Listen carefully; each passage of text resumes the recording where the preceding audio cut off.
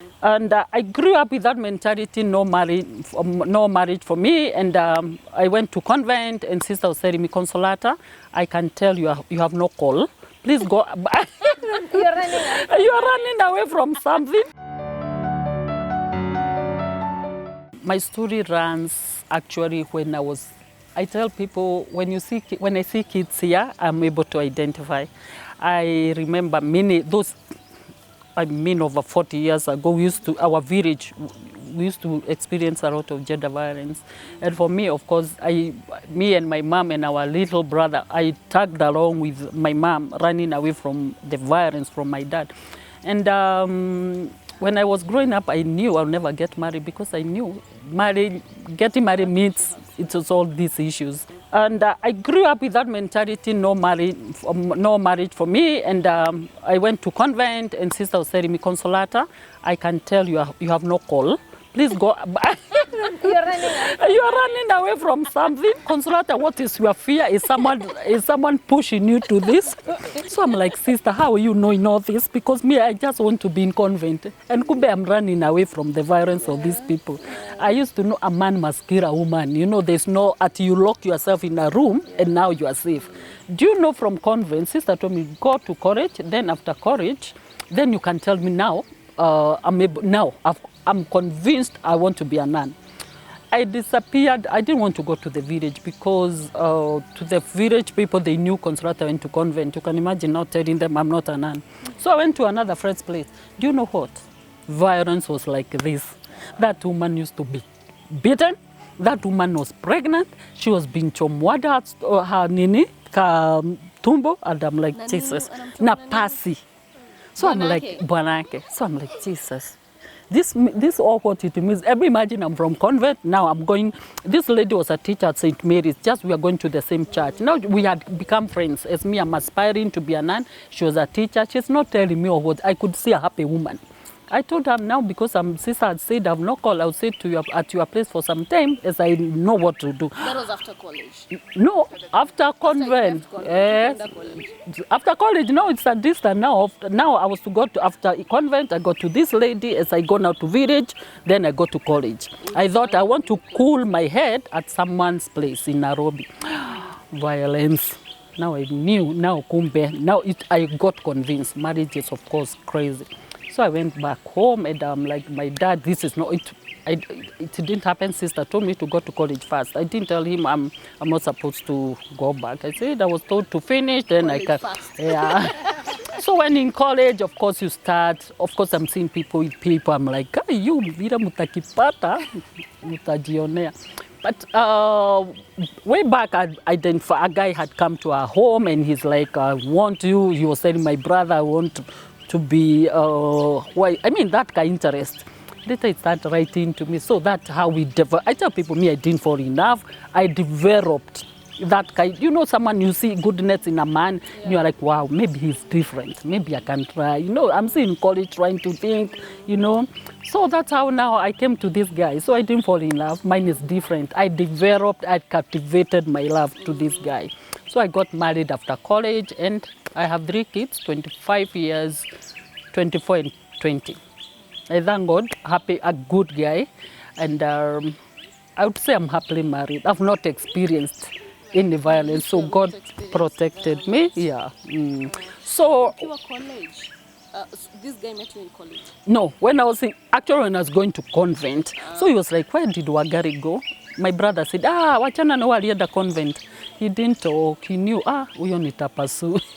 So he was, and convent, Karen iko na convent mob, alitafuta door to door. Imagine, door to door. So later I'm like, for me. And by the way, when he identified me convent, he came to convent. And sister was like, I knew, Consolata. I was very new. I knew I had a boyfriend. I am crying like crazy.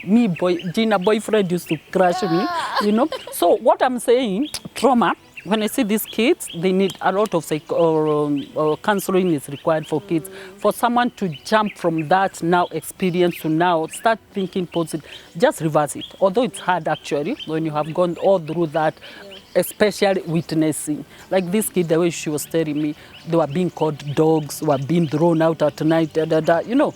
It is stuck. It's so stuck in her head. So that's why I'm able to identify them. Whenever I come, I hold them because I can tell they really need that love. We have brought a pastor from, when women come so much with so many issues, we need those ones we believe in breaking curse, breaking word.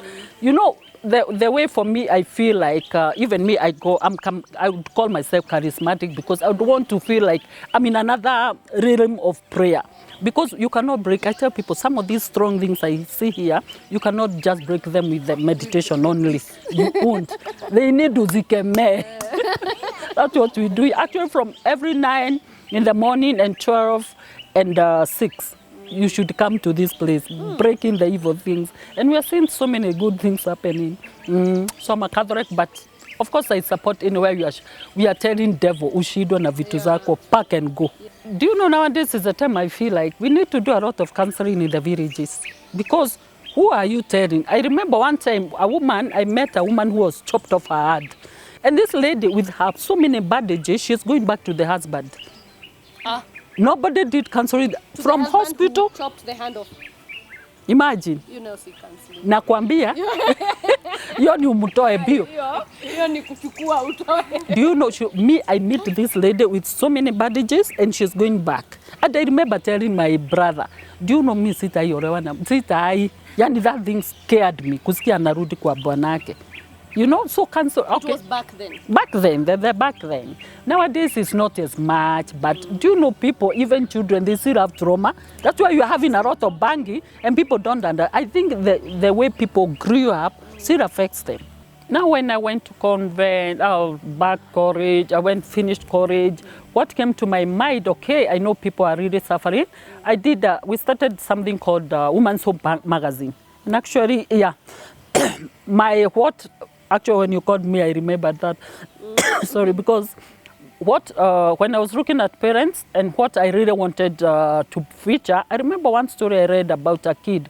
There were so many scary stories every day. I've just gotten back. I'm having a little kid, and I read about a maid who dipped a kid in a basin and the kid died. Me, I was reading the story. I'm like, oh, Jesus, I need an opposite of the stories. Okay, something to create awareness, but not scary. So we started Women's Hope Magazine to voice out issues related to GBV. It was in college or later? No, later. I made a job. Sasa, and I'm like, I want to do an impact on this GBV thing. So we started Women's Hope Magazine, and that was 2006. So it's after college, I went to work at CASNEP for 15 years. I said now enough of CASNEP. I would want to do something different because I still could tell through where I was working, women are still suffering. You could tell someone's talking about the husband, some separations and what. I said we need to come up with my thought. We need to come up with a magazine where women can voice out. How can we create this awareness on that you don't have to wait, that you are getting hurt emotionally or physically, and you are still there. Who can you report to? And one time we were called to Nairobi Women to do a story of a girl. This girl was 13 years old. This girl has undergone CS. And I'm like, Jesus, you are not telling me to do a story of this girl. We should be thinking what to do for her after hospital. It's still the same girl going back to them. She was from Nyeri. So I told people we are not doing a story. Me, I'm crying like crazy this time. Seeing this girl, she cannot make a decision whether nyonyesha mtoto. Can you give the kid? Hayuko sure what to do with the kid. She's so delicate. Kanabua usimunyonyesha ikiwa hujaamua what to do. She was admitted with her sister, the same ward. She's so delicate, tiny. So nika talk to nurse. Please nurse, when you release this girl, please call me. I'll take her to my house. Ebuskia, mimi Consolata na Good Samaritan. Please call me. I'll take this girl with me to my house.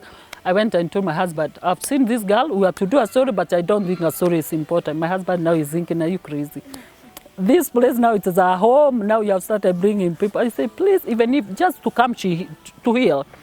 Unfortunately, I called the hospital, her sister, after a few days to know whether she has healed, so that we take her. I hear she is gone back to the village. And she is eating ugali na maji ya chumvi. Me, I'm calling my friends. I'm like, guy, we need to do 1, 2, 3. Tufadis kidogo tutumie this girl at least apate tuguo na chakula. And we started something called Sort It Out for a Needy Cause. We ran, we are sharing, we are doing, and now this is the time now we are able to support this girl. And a guy in Oloitoktok, one of the friends in the group said, by the way, I know someone in Oloitoktok who can keep the girl apparently give out to the baby. Hata ajui alipeana nani. So the kid alienda, huyu mtoto akaushago. So later, anauza, would you want to go back to school? Now through our group, she said yes. And she went to Oloitoktok. But now that is the time I was thinking, how many other girls or women who would want a shelter? And now we started a little shelter, hapa chini tu Karen. So that's how we now from the magazine, I knew we don't need to talk more. There are people to talk to, air and what. Who is doing the shelter work? Hakuna. Because we looked for a shelter we could not get. So now that is the heat. I was like, wow, maybe God, you called me to be a mother of many.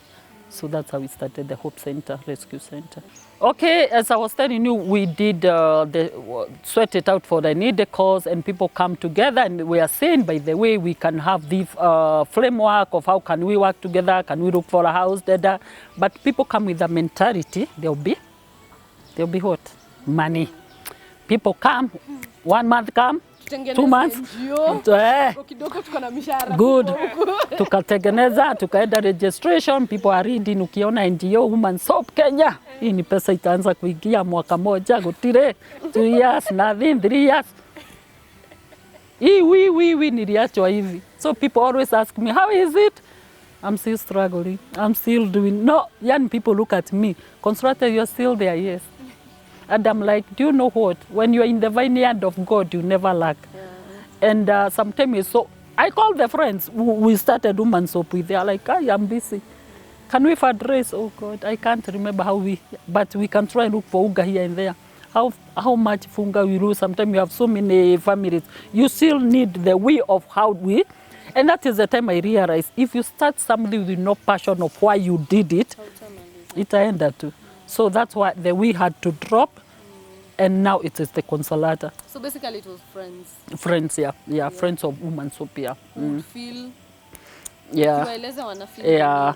And unfortunately, yeah. At some point. Two, when you are registering like NGO, you'll be told you must be 3. So you are bringing people because the fact of issues. Yeah. But later you realize you are here peke yako, but in case of anything to be signed, you have to call.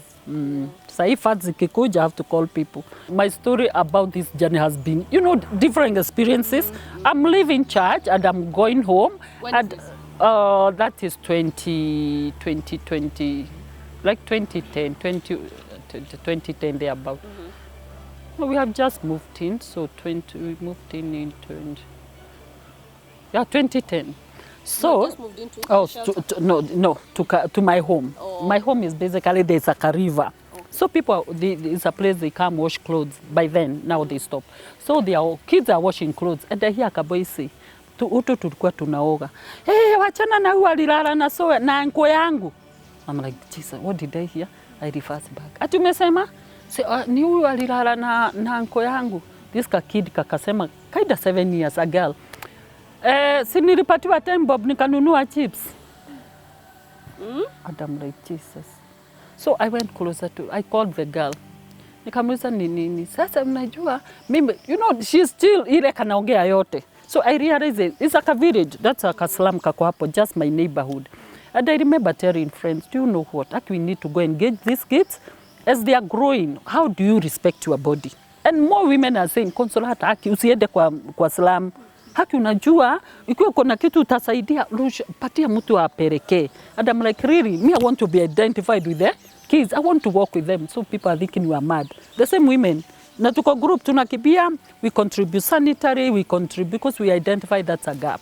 Pads, panties, sabuni, that was a pool. So tukisema every Saturday, 200 shillings, tunaenda Nakumatt by then, tunanunua sabuni, sanitary, na panties, tunaenda. So you have a crowd, we talk to the kids. But most of them wanashinda, huogopi kuingia salamu. Nambia please, unajua hii kazi ukiamua kufanya, and as you identify yourself with them, of course, hata usiokoe wote, you never know. 2, 3 girls who can be the seed of this hope, we can plant a seed. So that's how we grew with these girls. Because this guy, I remember, after a few years, she went to Form 1, and I remember her coming looking for me. I would want to still see, you know, the way they identify a mother, you know, they call you Mom Consolata. I went to Form 1, now she wanted me to boost her school fees and the items she needed. But I'm proud as someone who has rescued this girl, who has, of course, whatever she went through, you can imagine at 7 years, and the uncle, this uncle was like 20-something years, but still, you can imagine the Kijiji, the way they, you know, Zorora, everyone there, yeah. Kasneb, I left in 2006. We did 2006, magazine we started 2006, we registered organization 2007. So 2 years we did, so 2010 is the time we are starting the shelter. So basically when you give me, for example, 100,000, it is pesa ya chakula. Hata ndio nabiaga wa mama, sometimes niko na hii pesa, tuseme 100,000. Utakula yote, juu tulipatiwa kukula ama tutaweka kidogo ya rent. You have to save, si ndio? So naambia, sometimes hata tukisema tuko na kule inatusaidia pampa, inatudada. For example, they can give me, for example, like 2 million for 6 months. Rent in over 3.6 for the same month. What will you do? You're still hustling huko. Basically for me, I do outdoor advertising, though imeharibika sana. Me and my family, we do outdoor advertising, billboards, Like I always tell my husband, Ebu imagine, we have never lacked. My kids have never been kukosa school fees. We have never been sick. To me, I count that as part of the blessing. How many people are spending so much in hospitals? So Mambia, you know, however much, sometimes God gives you because He knows the work of that money. Crew is it's a big organization. Those are the people who get money from MasterCard. Actually, now they apply funds on our behalf. They will get money from MasterCard, Danish, and different organizations. Then they give different, now when you are on a mushrooming, the mushrooming shelters. Hires works now rescues refugees. We have now families for refugees, those are the people who take care of them. Mtu ni mgonjwa anakujua hapa na gari nini. They are the best partners. Danish also. Danish embassy, we had a family from Somali. As I was hearing Joel Austin akisema, when you are walking, you walk thinking your eyes, and sometimes you don't realize, but it's God. How can you tell God in the morning, use me, my ears, my legs, my what, use me as your vessel? Because some people, I mean, small intervention and you have impacted.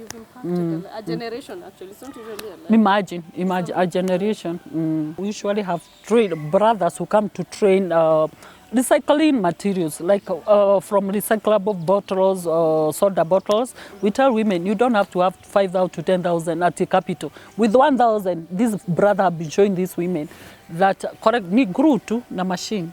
From there you have, like now we want to do a Christmas tree. And we don't want most of the corporates to buy this. I mean, this is how we are fundraising for the women. As we are living here, we are able, si kushida kwa organization kuomba pesa, through our initiative, through what women are making, we'll be able to either auction. People are buying from China, Christmas tree, $1 million.